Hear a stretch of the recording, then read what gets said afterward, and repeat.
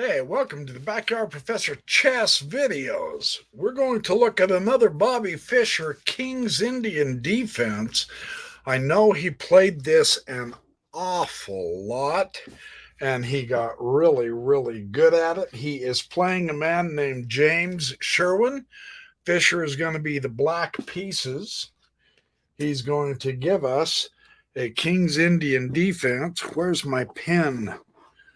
Got to mark these off as I go so I don't get confused. D4 and now G6. This is going to be a typical King's Indian, which is always good. Knight C3, opening them up powerfully. He's going to go ahead and get the thean Keto done. Now look at how Sherwin gained space by pushing, and it's a lot of pawn moves. That's why Fischer is doing the King's Indian here. And he's going to go ahead and castle quick. Let's get that done so that we can get going here. Now, this is a rock solid white opening. Fischer is going to prepare to challenge the center, which is always good to do here. And Bishop is going to come up to E3. Very good opening. And now, of course, he's going to challenge the center. He's not going to give his opponent the center. And Sherwin closes it. And what we mean by close is the pawn chain, locking with the pawn chain. He takes out the tension. And now we have a very interesting game, a knight H5. Fischer's going to try to get something going here. Queen D2, more development. And now Fischer is also going to gain more space. You do that by pushing the pawn. He's pushing the F5 fairly early in this one, but it's all good. E takes the F5, and G will take the F5. So in a way, it looks like Fischer's king side is shattered. Not necessarily. Let's not get all too hyper yet. His king is not exposed. That being ketoed bishop is always a powerful king guard.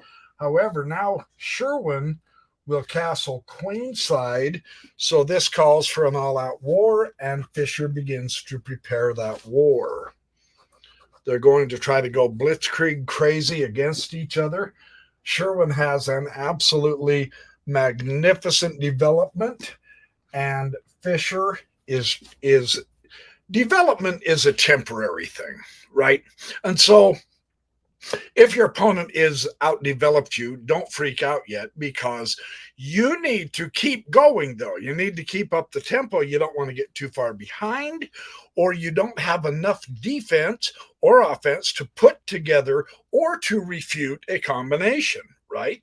So knight G to E2. Sherwin is just bringing out the whole house. And now Fischer says, okay, let's see what happens here. Sherwin doesn't want to lose his bishop pair at this point. And now this gives Bobby a chance to come at the queen side. Notice he is playing aggressive, not passive. He is trying to establish not only territory here, but keep some tension going. So this is good. Knight G3. Sherwin's coming at him for everything he has. And now knight's going to come to F4. Nice outpost. It's not a permanent one, but it's a nice one. Fischer's getting in there.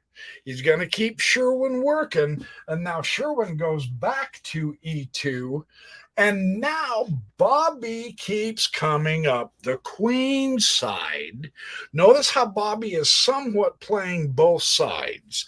This is a very interesting way to do it. Of course, the knight's not in any true danger. Knight A4, and now knight will take this knight. Knight takes E2 check. So he's going to exchange the knights.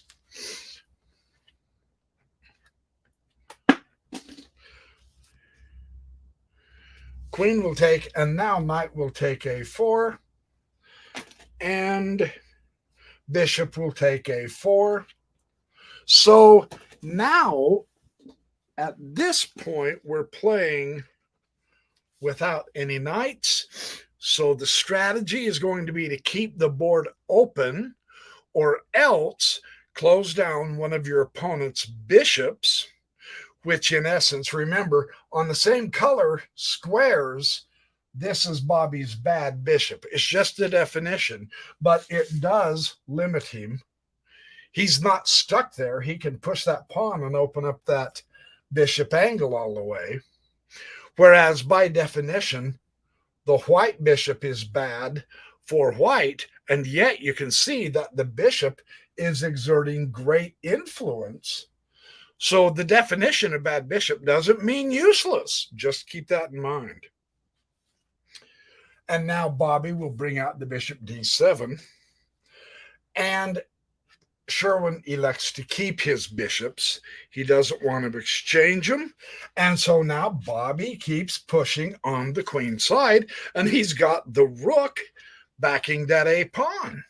So this is kind of an interesting situation here, isn't it? Now Sherwin is going to push pawns, and here comes Bobby on the queen side. He's determined, isn't he? And the interesting thing is, he does have some pieces to back up his push of his pawns. That's the ideal way to do it if you can. Don't do a pawn storm if you don't have your pieces to back them up, right? That's a general rule. And so now Bobby will bump the c6, or no, I'm sorry. Bobby pushed the a4. His opponent, Sherwin, bumps the c6. Now, watch what Bobby does.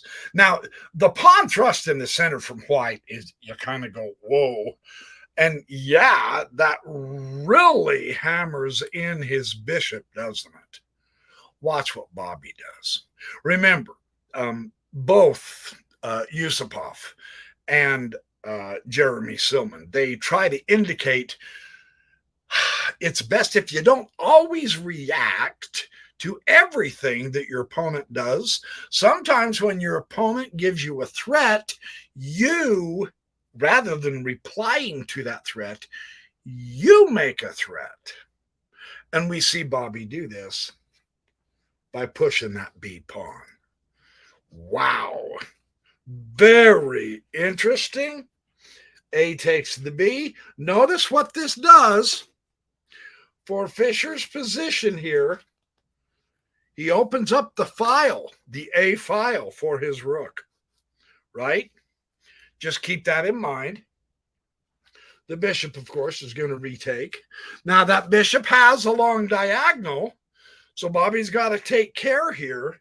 And now look. You see, notice how Bobby is not playing passive defense. He's not trying to get his bishop out of the way of the threat. He keeps producing threats of his own. In the process, he's not only developing more pieces, he is improving his position on the queen side where the white has castle 2. That's really good chess. That's fun to see. I want to point that out. So the queen's going to come to c4. You notice he doesn't do a passive move. Again, he doesn't just move his bishop out of the way. He brings his queen to the center, which improves her power, in the process defending the bishop. So this is the difference between passive and active play. I think this game shows active play really well. I love how he does this. And now Bobby is going to readjust where he puts his bishop. It's a great game. And now here comes the pawn push of his opponent. Bobby's going to keep pushing the pawn. Wow, nice pawn chain. Nice pawn chain. Bishop will bump to f2. Bishop will come to g6. Notice Again, because Bobby appears to me to be playing pretty good active chess, he's not going to leave his bishop back on his first rank. He's going to bring him out into the field to get his influence diagonally coming through, right? Now, notice the cross section. Where's that square pointing to? So Bobby's prepping really good. It's his active play that is making it so Sherwin has to play heads up chess for real. You must be careful. Bobby could really be powerful, and yet he produces the H5. Neither one of them are really playing too passive, are they? They're quite aggressive on this. And so Bobby doesn't fret. He comes to F5. Notice again, I know it's so obvious, and yet it's fun to point it out, because of the way Bobby has pushed his pawns, he has really good maneuverability with his good bishop. And now, by definition, his black squared bishop is the bad bishop. The compensation is the powerful forward movement, which gives Fischer more space on this side so that he can maneuver better. And notice he has both files here. That's a great combination setup here. This is going to get very, very interesting. And now Sherwin pushes to H6. That little pipsqueak is becoming a nuisance, isn't he? So Bobby says, okay, don't fret. He still has both of his bishops. True, one is blockaded in by his own pawns, but his other bishop is really an interesting bishop, isn't it? Because it goes down to that B1 square, right? So keep your eye on this. And now Sherwin does something interesting. King D2? No. Now here comes Fischer. Rook A5. Okay, let's get the process rolling. Now Sherwin, yeah, he moved to D2, but now he gets to put the rook at A1 and challenge the file. You notice he doesn't let him keep that open file unopposed, right? And now he goes rook to B5, and that got him 2 exclamation points. Wow, he's going to really pump up the volume here, right? So what do you do in this case? The bishop comes to A7. Notice again, Bobby makes a really powerful move here, and rather than saving his own bishop, playing passively, moving his bishop out of danger. Now, and there's times when you have to do that. I absolutely agree. But rather than that, he aggressively puts his bishop that's way down here in a much stronger position and makes a better threat. That's called active chess. This is a great game. Rook takes B3. All right, Bobby's going to go ahead and play a fabulous queen sacrifice. Let's see how this works. And you go, oh my gosh, that takes guts. Remember, he's still a very young player here. So he does a queen sacrifice. Okay, let's see how he works this. Okay. Rook takes B2 check. He's going to go ahead and get rid of the pawn first. So he's got a bishop and a pawn for a queen. King will come to C1. And then rook F takes B8, which controls the B file. He's gotten 2 bishops and a pawn for a queen. And now his rook will come to D1. Notice what Sherwin's doing. He's not leaving any piece idle. And true, he's late to the game, as it were, of finally bringing in his last piece, but he's been doing really good, and now he needs to bring the last piece in because of the power, again, of that open file, and he's doubled his rooks. And it's on the queen side where Sherwin had castled. So this is a good game, is what I'm trying to tell you. Bishop's going to come to H4. Rook is going to challenge, come to A2. Yes. Oh, and now he does it the wrong rook. And this is a learning process. We all have to go through this.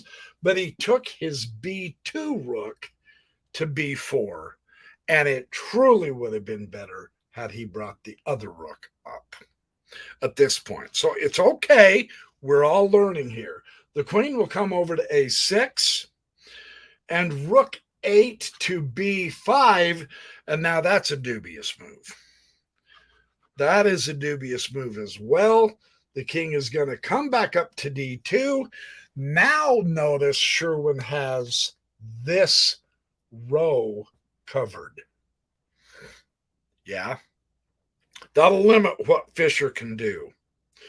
Rook is going to go ahead and take D5 check, come to the center, check the king.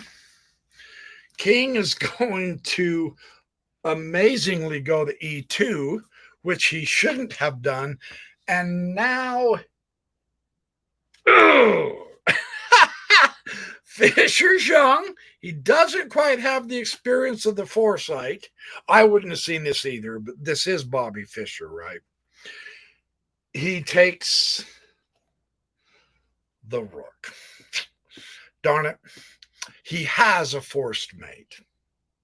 He has a forced mate. Let's see if I can do this without messing it up.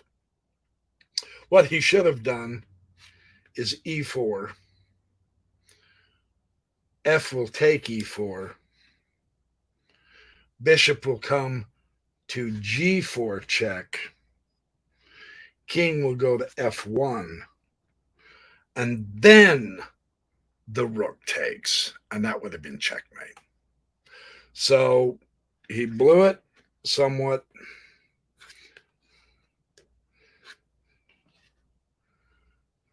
I hope I got everything put back right.